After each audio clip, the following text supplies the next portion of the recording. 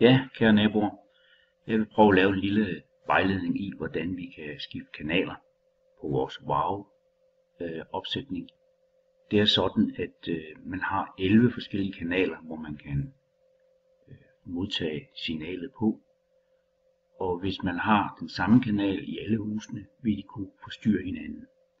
Så derfor, allerførst, så skal man op og skrive det tal herop. 192.168.1.255.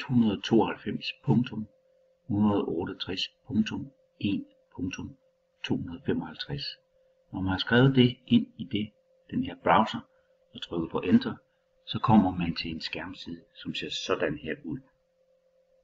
Her logger man ind og kan styre, hvordan den lille boks, vi har ude i skuret, skal sættes op.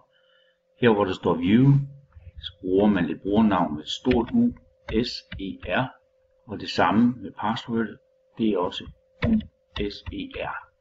Når man har skrevet det, logger man ind. Så får man det her billede, og i billedet skal man ind og sætte op. Og det vi skal have fat i nu, er det wireless setup, altså det trådløse opsætning. Og her kan vi kigge på de forskellige muligheder, der er. Og vi kigger på, at vi for eksempel skal have en båndvidde, hvor den automatisk henter op og ned. Der skal stå auto her. Og så har vi den, hvor vi vælger kanalen på, nemlig nummer 4 her. Der kan man vælge et nummer i rækken her. Nu har jeg valgt nummer 1. Og jeg har sagt, at wireless level, det skal være 100. Så siger jeg apply. Og så skulle den være over.